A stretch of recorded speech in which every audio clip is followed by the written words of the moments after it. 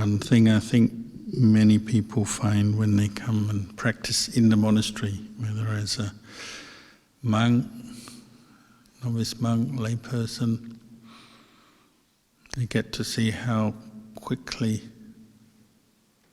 the mind can change, our mind can change. One moment you can be peaceful, the next you can be upset or agitated. One moment you can be agitated, the next moment peaceful. The moods, the thoughts, the mental processes that we get caught into can change so quickly. Because it's the nature of the mind, we say, the nature of consciousness is that it's constantly arising and passing away. One of the biggest delusions we're facing when we come to train and practice following the Buddha's teachings is we don't see this. We don't see the impermanent nature of consciousness, maybe for a long time, until we've practiced more meditation, developed more mindfulness, more insight. So we're always believing every train of thought, every mood, every view and opinion, everything that's going on in our mind. We just believe it and sort of take it as solid, true, real, continuous. That's part of our delusion. So the noble ones, we were just chanting, the noble ones who have seen the Dhamma, they've seen through that delusion. They realize, these five khandhas, this body, feelings, memories, thoughts, sense consciousness are all impermanent. They change. What's always changing is nothing kind of solid, reliable that you can say is a self, a permanent self. They've seen that. But the ordinary person hasn't yet seen that, so we keep getting tripped up, caught up in our own moods and feelings and our opinions. So that's why we come to practice, and this is what maybe particularly the Buddhist teachings and the teachings on the Four Noble Truths, the Eightfold Path, give us means and tools and ways to become more aware, more reflective, back on our own experience. Out in the world we tend to emphasize learning to gain knowledge and skills that will help us with our job, career, get on in society, maybe become famous or powerful or get things, material wealth, get things. But it's all about accumulating knowledge. Knowledge of the world, knowledge of different things that are kind of external to us. In our education, we don't really emphasize much learning about ourselves as a human being. What is a human being? But the Buddha emphasizes turning attention back to learn from your own experience, your own direct experience, so that you can change and improve and become a full, you might say, a full human being. It's because consciousness is arising, passing away at every moment. You can change things. Like if everything was fixed, then you wouldn't be able to learn or change yourself or improve yourself. And again, that's another part of our delusion, isn't it? When we say when we're really suffering sometimes, we're miserable, unhappy, fed up. At that moment we tend to believe that that mood, that way of thinking, that feeling and emotion is permanent, and that's who we are. We say that's who I am. That's how I feel.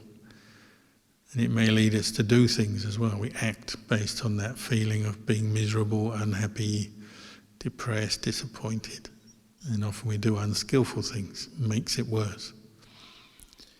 But at that moment, if we could see, it's just another thought, another emotion that's arising and ceasing. probably you would start to let go, or maybe even immediately let go of attaching and holding on to that way of thinking, that feeling.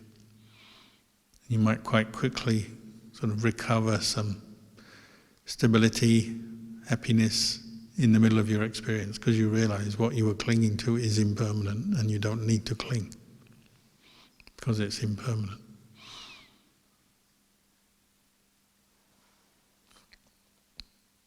If you've seen that or experienced that, you realize, sometimes you feel really unhappy about something. It could be physical pain or just mental pain based on some kind of disappointment or some unpleasant experience. But it doesn't have to last, it can change. And if you look back at your own mind at that point and see it's just a certain way of thinking, but it doesn't have to be like that. You may change your mind very quickly, or let it go. And that kind of knowledge is so useful to us because it helps us to free ourselves from suffering over and over again. That's what you learn in meditation, mindfulness practice, developing wise reflection. You're learning to free your mind from suffering and the causes of suffering. And it can be very quick. That only reminds us, everything can change because everything is impermanent.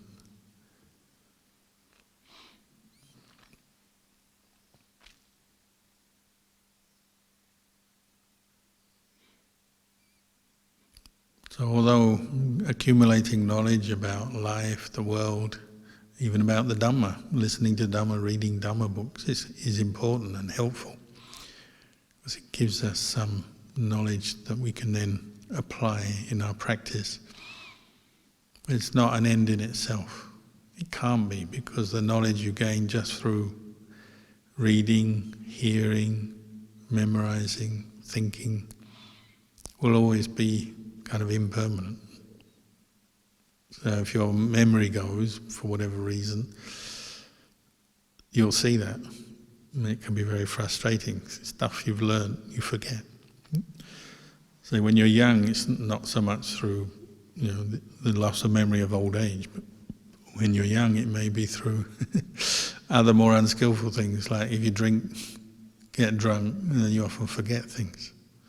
Forget what you said, what you did last night, because you got too drunk or too intoxicated with something or other. Or sometimes we get so stressed that we forget, because your mind just can't cope with a stressful situation, kind of blocks things out or misses things. But when you get older, you don't have to be stressed, you don't have to be drunk. It's just the natural decline of the body. Your memory goes, maybe. At first, just little bits. You forget some fact you used to know, you forget a few words here, a few words there, or somebody's name, or where you put something. But as you get older and older, maybe that increases, depending on how fast your health, your brain and so on, how fast it declines.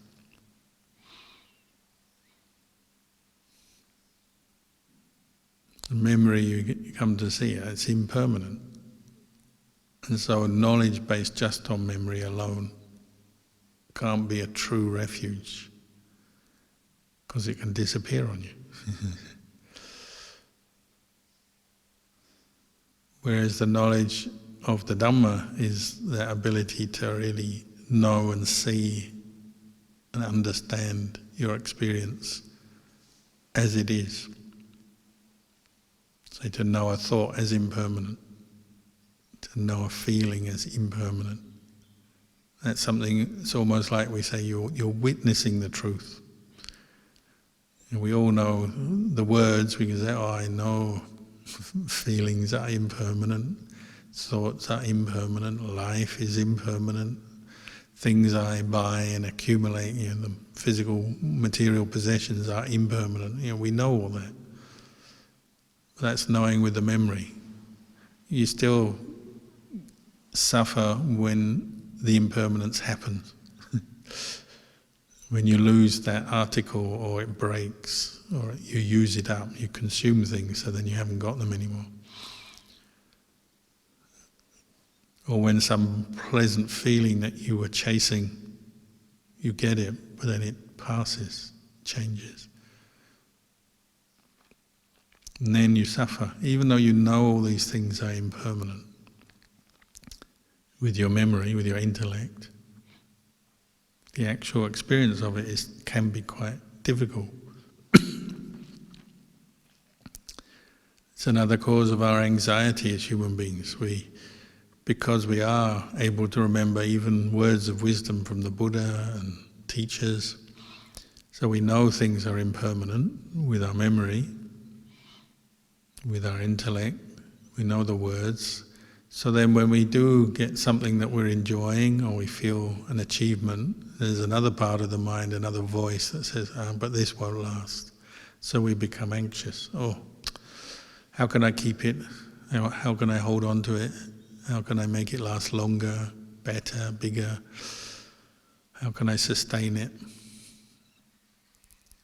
And part of life's experience and part of the suffering of life, you're sort of clinging.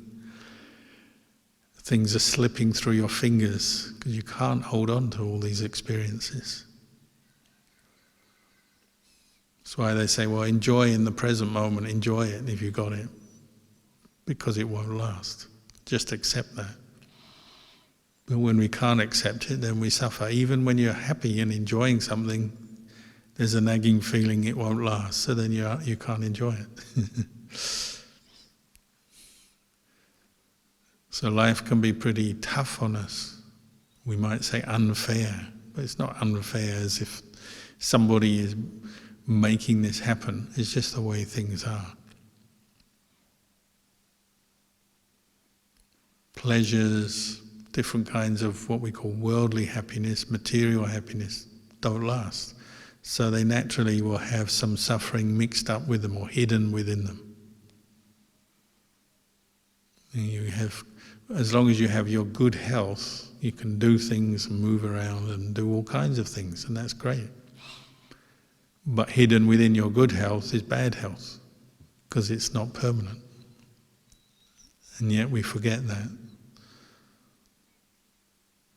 Or when you enjoy some kind of pleasurable experience, you eat the nice food. It is genuinely pleasurable, but it won't last. You earn the money, you get the paycheck, or you get your money put into your bank account, whatever way. It's good. You're happy. Now you can buy those things you wanted to buy, but it doesn't last. The more you spend it, the quicker it disappears. Then you've got to go and earn some more. So that's why people are always worried about their money. How much have I got? How much have I spent? Can I pay? Can I afford this thing, that thing? And then the people who sell stuff try and find ways to lure you in, get you in. So they'll say, well, you can buy it in installments. And they've got you. And you have to keep paying in installments, whether it's a mortgage or just buying a car, little by little. And we go into debt sometimes. That's another big suffering, isn't it? You maybe even get the thing you want, but you're in debt now, so you've got to pay it. Can't fully enjoy it.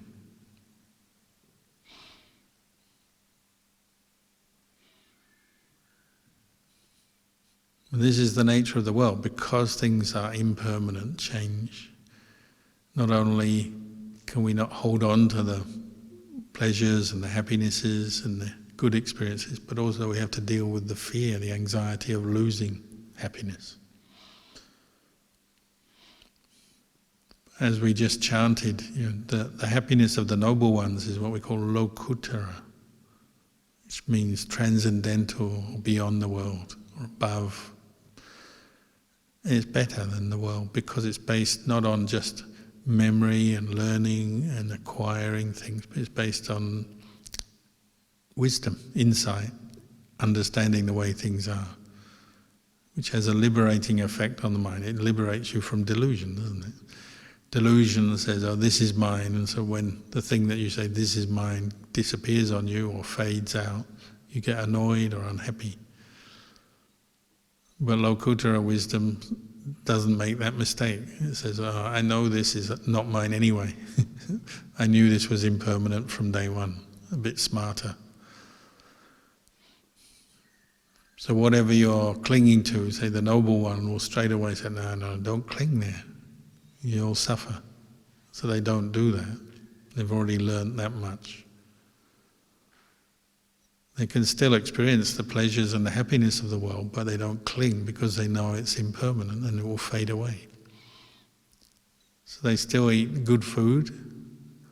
They can still experience the pleasures of good health and whatever pleasures the world has to offer, seeing beautiful sights, hearing beautiful melodious sounds, pleasant sounds.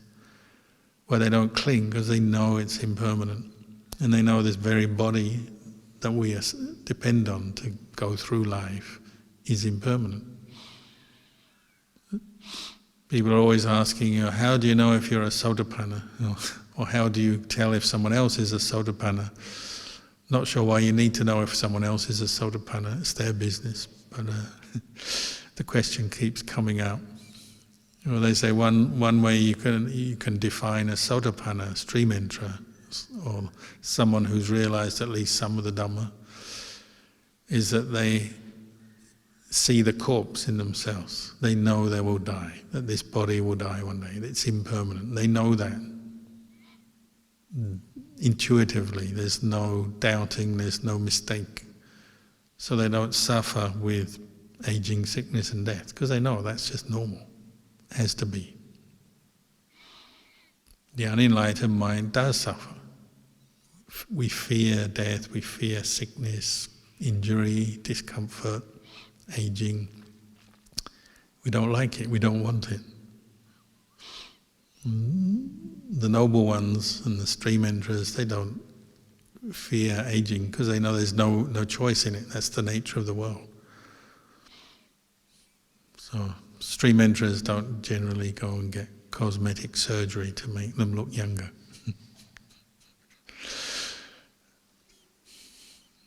Luang Por Blian used to come here. He always looked about half his age. So when he was 60, he looked 30. When he was 80, he looked 40. That was from Sila Samadhi Panya, the fruits of the Dhamma practice, and Lokuttara wisdom. Kept his mind very bright, happy, which seemed to make his body seem young as well. Even though he still got old, felt aches and pains, got sick and eventually died like anyone else. But while he was alive, he seemed young. And Luang Por Anand is the same. Luang Por Anand's over 70, but people often think he looks about 50 or 60. It's actually a strange thing, isn't it? You practice the Dhamma, you gain insight into impermanence, into not self, you let go of some of your delusions, your attachments, and you get the very thing that normal people are chasing after, youth. You look young. In the time of the Buddha, Visakha, they say the lady Visakha was a Sotapanna, she's a noble one, so she understands everything's impermanent. They always said she looked young, so nobody could tell how old she was, and they often couldn't distinguish her from her other relatives because they couldn't tell. They assumed she'd look very old, like a granny. So when she's 80 years old, they thought, oh, she probably has crooked teeth and a bent back and wrinkles, skin and grey hair. But when she was sitting with her other family members, they couldn't tell who was Visakha.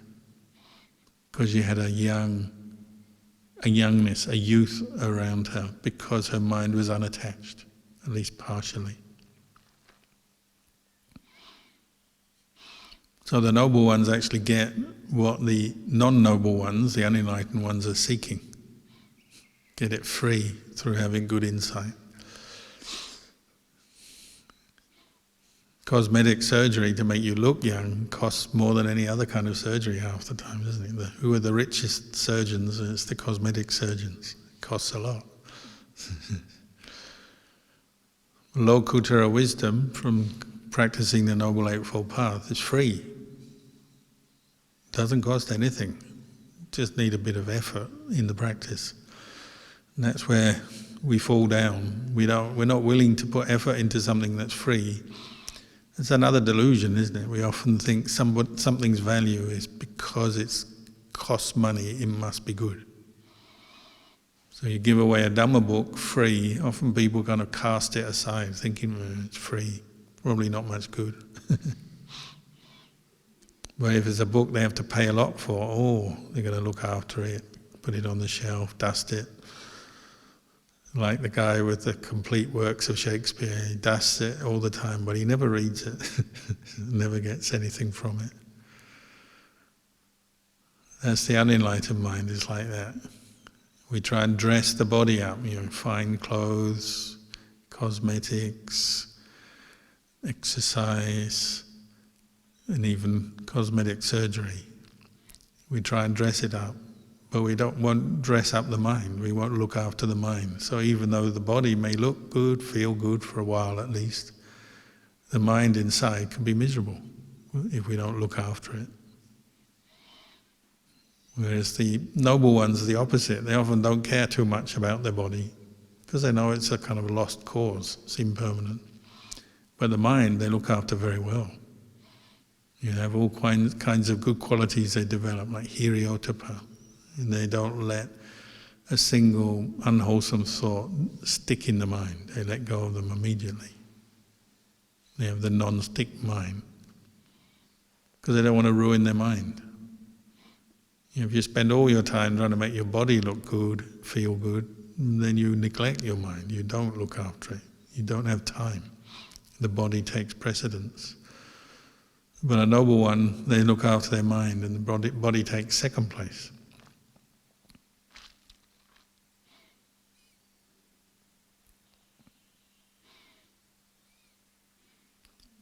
I used to visit Lumpur Kamdan in Thailand. He's a very old, saintly monk, was considered to be an arahant. He didn't become a monk till he was 50.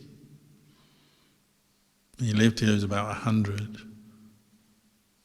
When he became a monk, straight away he's a Sotapanna, at 50. One vasa, already a noble one.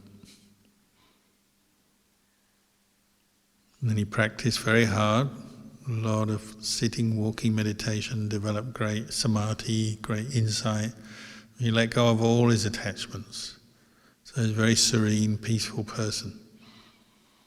But he didn't care much for looking after the world around him because he realized it's all impermanent. So he lived in a kind of ramshackle kuti that was falling apart. He didn't spend all his time kind of beautifying the building up good quality buildings. He just had a very basic building, and the monastery around him was a forest monastery. He didn't put a lot of effort into looking after it because he said, well, it's just forest, it's just nature.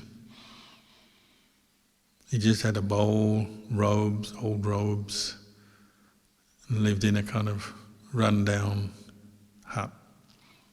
Very skinny, just ate very basic, simple food. Never travelled anywhere, never went travelling, sightseeing or around the world or anything. But he became enlightened. He was happy enough. People used to go and see him and he'd say, have you seen the skeleton inside of yourself yet? And the noble ones see the skeleton in themselves all the time. Unenlightened people, they never want to see a skeleton. They think skeletons are ugly or frightening. We make horror movies about skeletons. The noble ones use the skeleton as a vehicle for gaining insight. Everyone has a skeleton. If you didn't have a skeleton, your body would fall over, wouldn't it? Have you ever thought about it? If you took the skeleton out of your body, you'd just have a kind of a lump of flesh and skin. It would just kind of collapse on the floor. So we need a skeleton, and everyone has one. But we never look at it, think about it, never want to see it. And if you do see a skeleton, it kind of reminds you of death, so you run away screaming.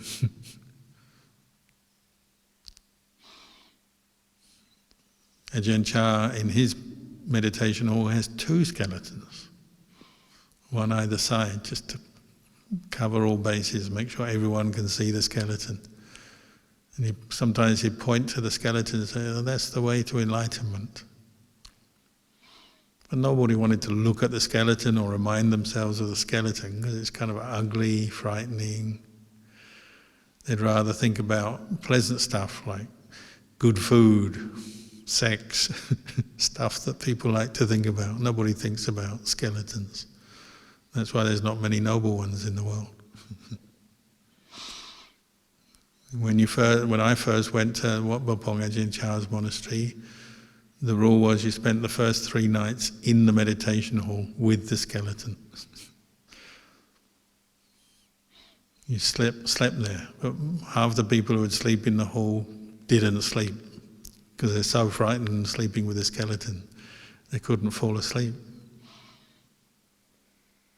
Some people would run away, literally. They'd run away. They'd be put in the hall to sleep, and within an hour or 2 they'd just run away, go home.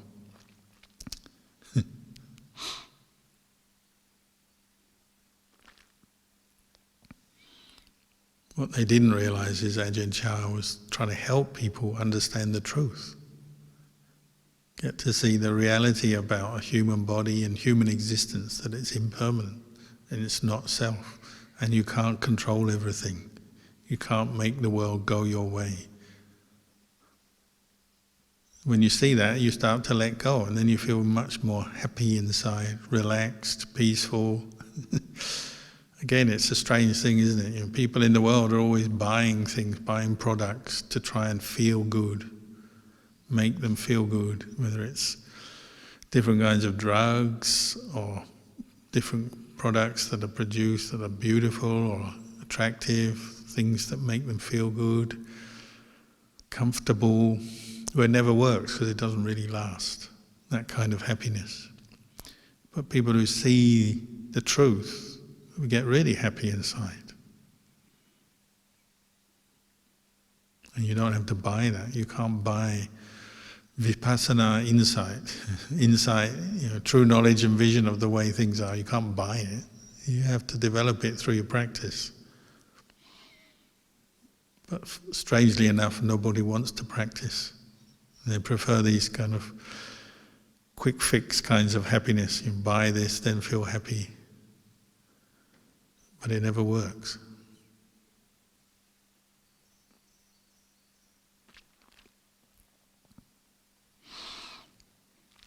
So, Luang Por Chah and all the other teachers encouraged us to keep practicing, investigating the truth of this body, our feelings, memories, thoughts. Are they really permanent or impermanent? What's impermanent, can it really bring you lasting happiness or not?